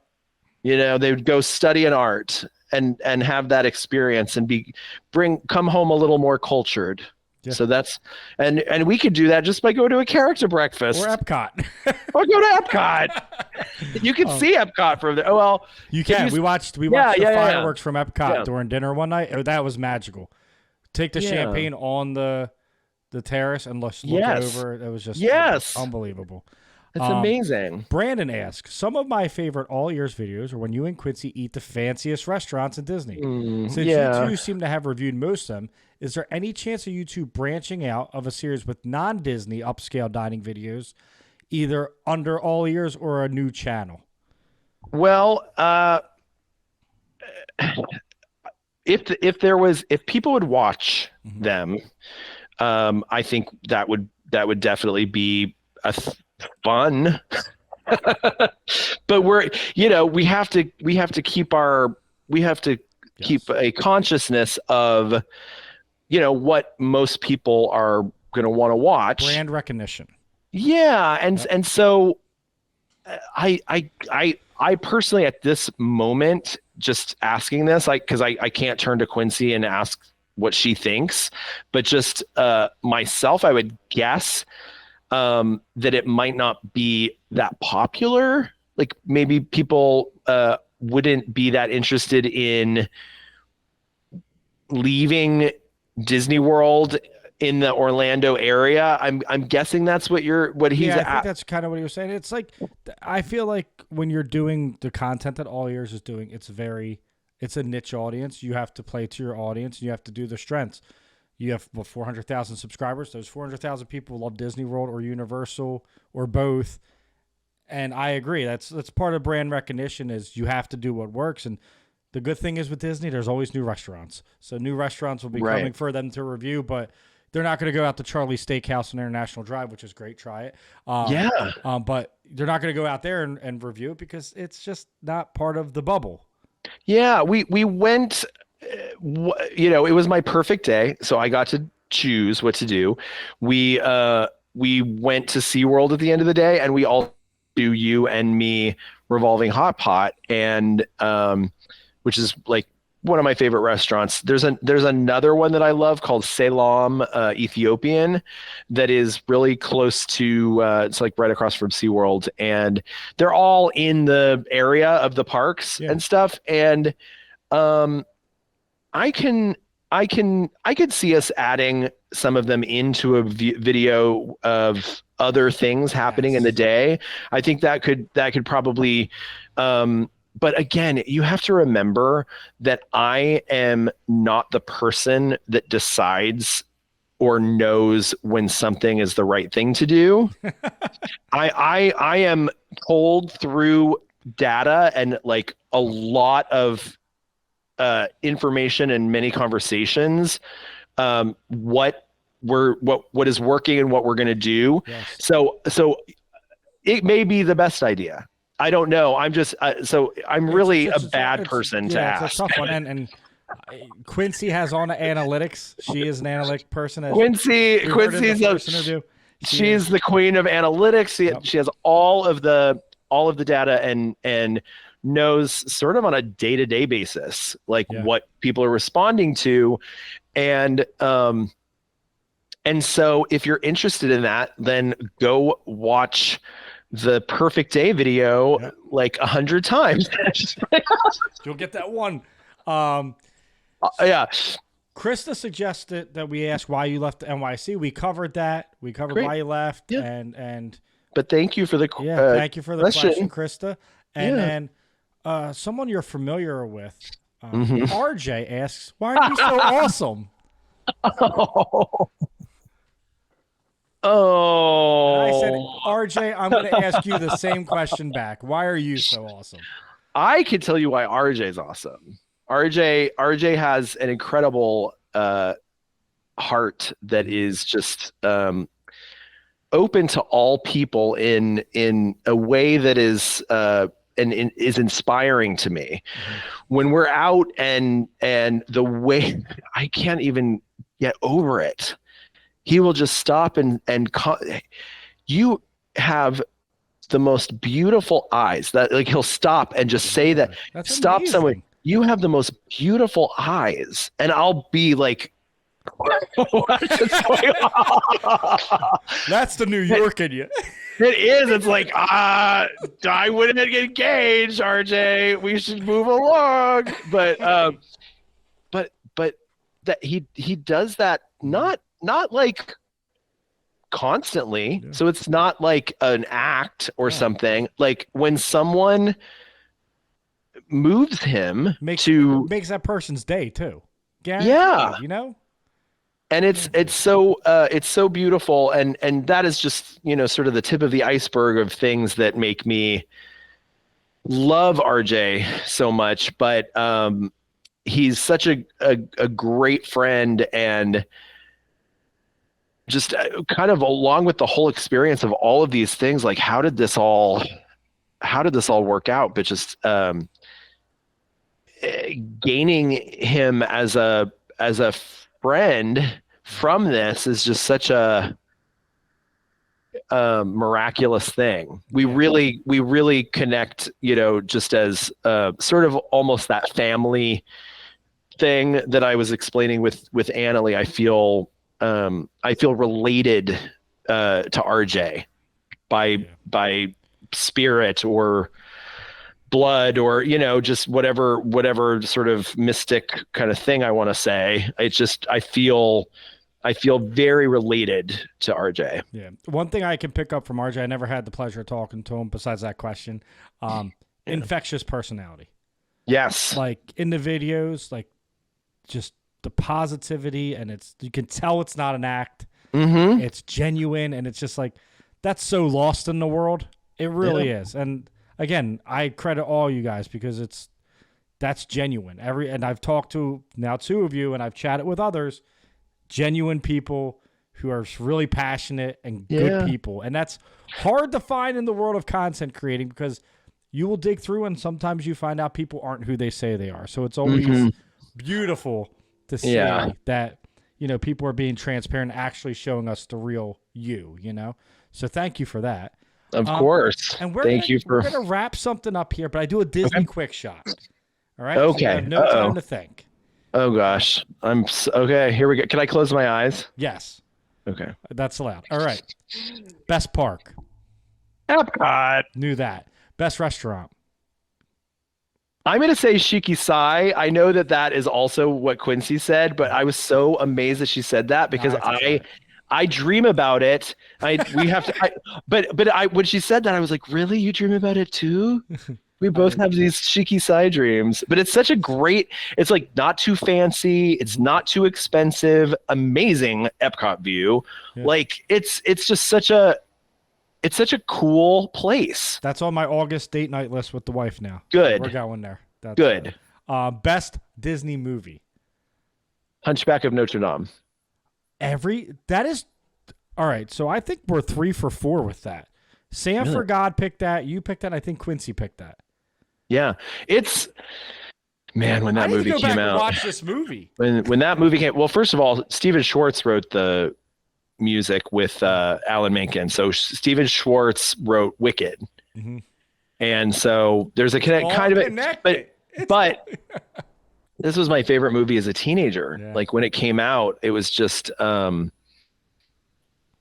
was really important to me. Yeah. That's just without getting into a long thing, but just feeling like a hideous person, not feeling like I fit in and really not knowing how I was going to get through life, you know, because as a teenager, you know, you either feel like $1 million and life is great, or you can't compartmentalize feelings and stuff. No. And as an adult, I was really on the, you know, in the creature, you know, I felt like a creature. I felt like an outsider, an other, and just the beauty of Esmeralda, just being so beautiful and so talented and a star in her world, and her just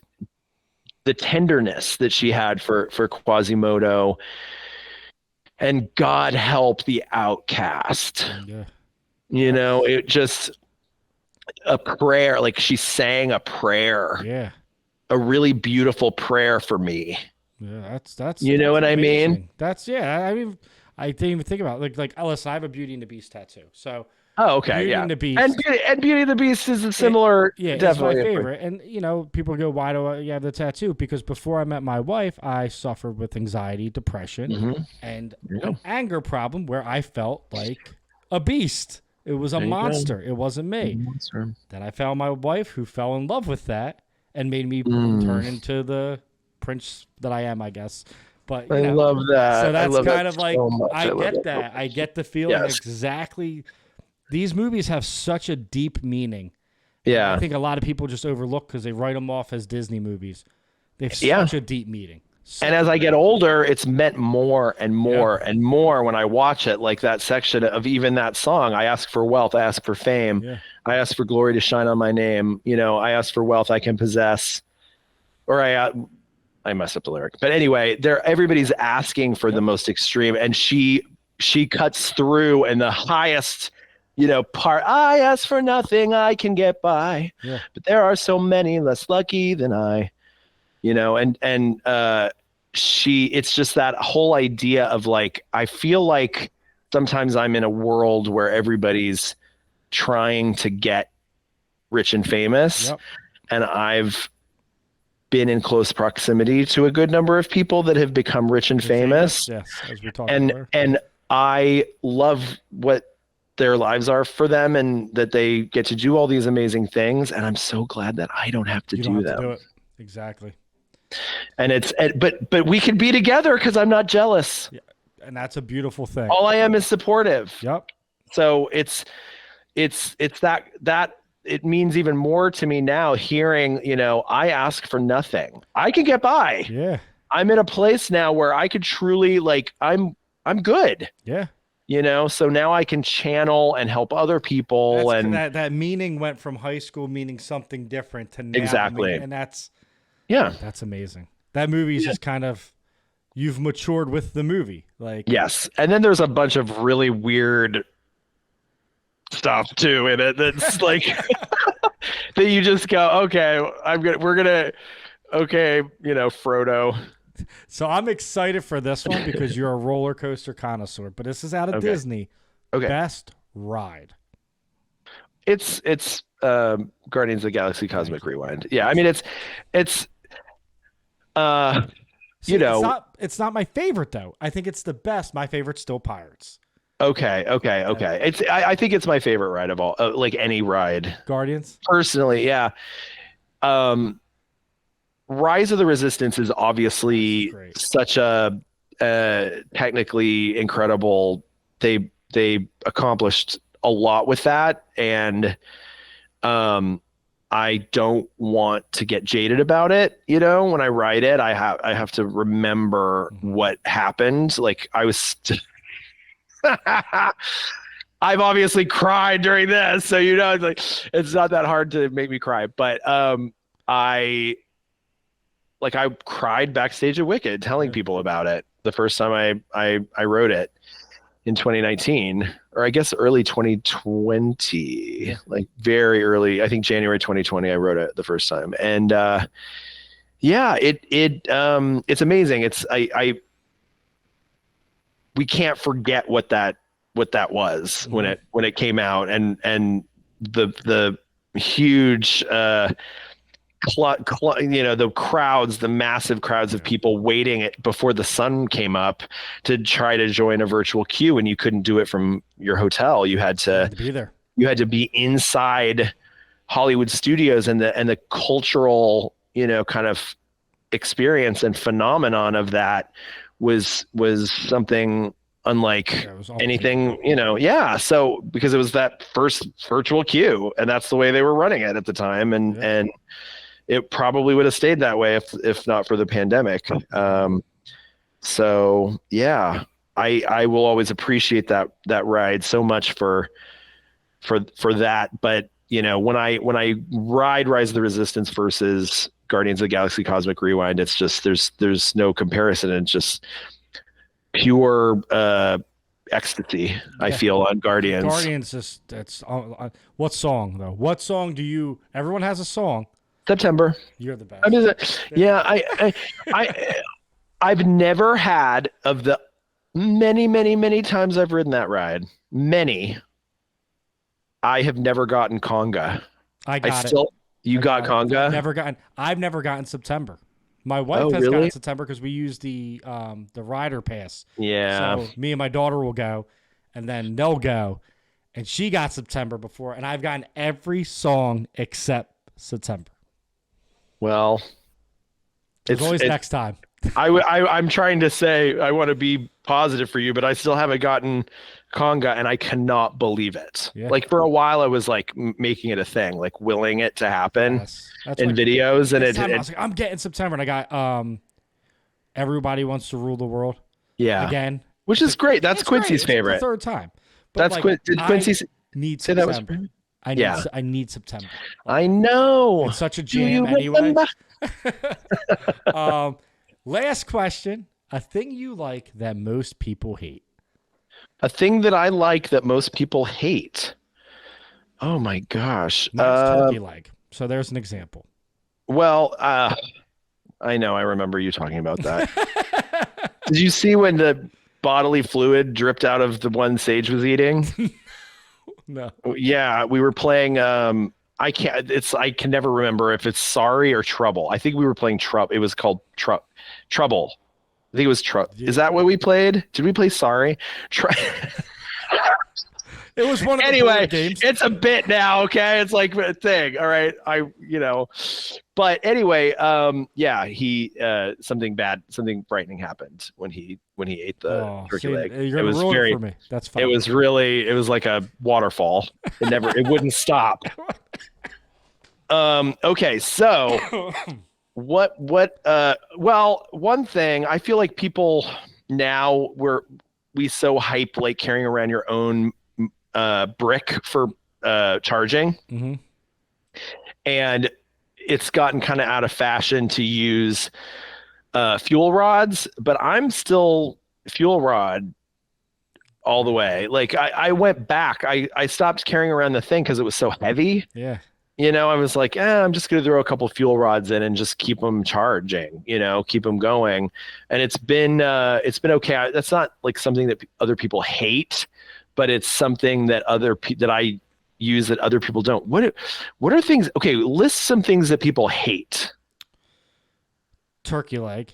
Okay. Mickey Minnie's Railway. I don't hate it. Well, I mean, people, Yeah. No, I'm just saying I don't hate that. I don't. Oh, and I don't. Oh, I do like it. Well, I do like Mickey and Minnie's Runaway Railway. I don't. So, I'm not one of the people that want both to exist.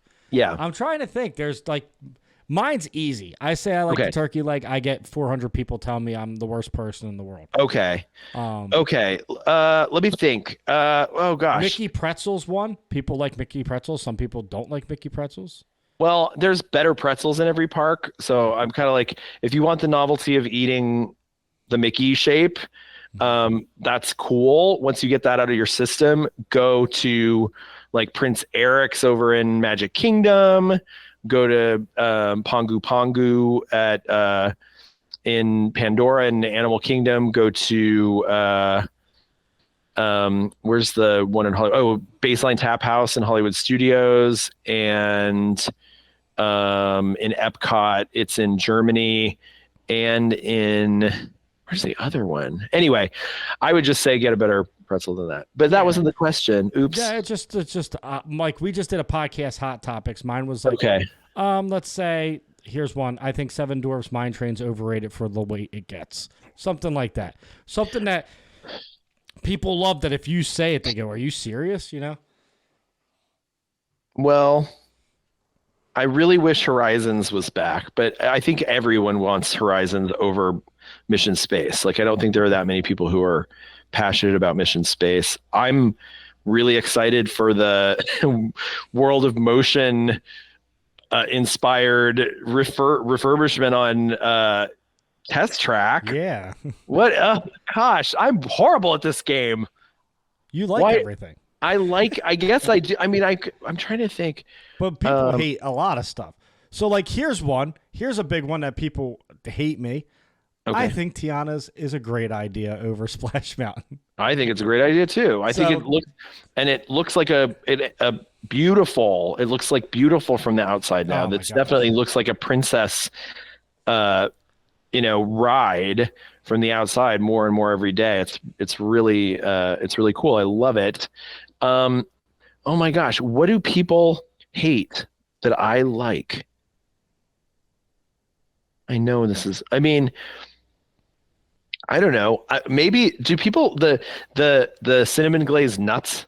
I really like the almonds and pecans. Hate them. I'm sure they do. You think people hate those? Maybe. Okay, then I picked that. Oh my gosh, I'm horrified. I think we nailed one with Tiana's. That Tiana's was the best idea. Did we nail it with Tiana? Okay, I think that's where we're. I love that. I can't wait for that ride. Wait. And listen, Splash. The ride was great. It needed to come to the century. Yeah, absolutely. It was a great. We had great memories with it, and I'm glad that it's not a complete demolition, and we get to experience the ride itself and have all of that. Because, for instance, I keep bringing up Horizons, but we that show building was completely demolished, and they built something completely new in its place, and the only thing we have left is the planter out front, which I go sit on and I touch it and I sing the theme song. The Horizons. If you can dream it, then you can do it. Yes, you can. Yes, you can. And I sit there and I, imagine, like, if I sing this and if I can dream it enough that I can do it, which is to magically make Horizons reappear. What's your favorite nighttime show? This is just a question I just want to answer. Fantasmic. Thank you. I was there Fantasmic is first year Disneyland when the dragon was looked like it was made out of trash bags. I haven't seen it in years, right? Because we started going to the park again a lot after COVID. So it was shut down. So I think I remember seeing it when I was like young. Yeah. Have you ever seen it in Disneyland? No, I've never been to Disneyland. Okay, well, here's the thing about it in Disneyland. Up in Disney World, and I'm not like one who tears up over like shows. Yeah. Although we stayed at the Polynesian, we saw Happily Ever After from the beach 3 times. Okay. That gets emotional. That's beautiful. Kids, yeah, of course. Yeah, that's amazing. I need to go to Disneyland. Well, go to Disneyland because the place you've been walking all day, like imagine Frontierland. in Magic Kingdom, and how you look over and you see Tom Sawyer Island all day. And then like at night, people start to gather around the fences, and they are getting their place like they do in Epcot, for the fireworks and everything. And then all of a sudden, the most amazing, that show, Fantasmic, happens the same place you've been walking all day. That's awesome. There's no stadium. You don't go up into an amphitheater and walk up there and, which feels like forever after walking all day. Yeah. Feels like forever. 2 miles to the amphitheater. Yeah, exactly. You're like in the middle of Disneyland. That's awesome. Watching Fantasmic. With the history around you. Yeah. That's why I want to go to Disneyland. That's like what we were talking about earlier, like the historic, like Walt walked here. Walt drove here. Walt built this. Like, I want to experience that. It's like, I'm not a Yankees fan. My grandfather took me to Yankee Stadium. Was like, this is where Mickey Mantle played. This is where like the history of it. You feel a certain way there. It's a different feeling. It's a totally different feeling, and when you go there, everything's smaller, and everything is like. I always say, like, it's Walt and his friends from the movie studio coming together to do an art project, and they didn't know what was going to happen. They just did it, and they put their heart and soul into it, and they made everything perfect. Yep. Perfect down to a detail level that we don't actually experience in Disney World, because everything's so much bigger, and they did know what was going to happen, and they did know how many people were going to come. And so they had to sort of dilute everything a little bit to allow for accommodate that many people, and to, but you go there and you're like, oh, little tiny things can happen here, that because somebody had an idea, they asked Walt, he said, sure, or he had the idea or whatever. But there was a level of detail that was possible that maybe with Animal Kingdom we experience it, because that is so unbelievably detailed. Yes. I mean, even though everything looks like it's a mess, it's created by human hands who made it that way. So in terms of just like cracked walls and things like that, like it looks run down, but it's not. It's completely accurately detailed and just like art. It's an incredible detail. And so Disneyland, if you can make it out there, it's something that you have to do. I mean, it's you have to get out there. And then something I really want to get out to is Smoke Tree Ranch in Palm Springs, which is the monogram that's on Walt's tie on the partner statue. You'll see it a lot, like in TV clips of him and stuff. He always wore, or often wore, a Smoke Tree Ranch tie with the monogram on it, and that was his vacation destination. That was his getaway in Palm Springs, and it's something I someday, if you got money out there and you want to do a really good trip, I would do a double whammy of Disneyland. I would stop by Knott's Berry Farm. That has a lot of amazing history as well. It is a really cool park, and also head down to Smoke Tree Ranch and just check it out. Check it out, and if you can stay there, I would do it, because it's pretty. From what I can see and from what I understand, it's very well preserved from the time that Walt would actually go. That's so cool. Yeah. That's awesome. I love that Disney kind of keeps the history. Me too. And I was actually a history major in college. So. Oh, that's cool. History is kind of like. That's amazing. When I'm passionate about something, I do want to learn about the history. So. Cool. That's the Disneyland in me, right? Everyone's like, Disney World's bigger. I don't care about big. I care about history and it's about how you feel. Yeah, you walk in and look at Main Street and the Cinderella or Sleeping Beauty Castle, and you go, well, this is little. This is definitely little, but it's cute. It's endearing. and then start looking at everything. Yeah. Look at all the windows, look at the doors, look at the details of everything, and you start to go, okay, this was built in the 50s. Yep. This was Walt. This was all the studio people. Yep. It was it was their project. It was an art project. That's how I think of it. It really, it's movie people making something permanent that you can walk through. Yeah. And so that's awesome. And then that was the blueprint for what we have here, but it's not the same thing. No. Yeah. Different. So yeah, we went for like 2 hours here. And that is unbelievable. I could talk to you all day. Like this is I know. Amazing. I want to great. Thank you so much for coming on.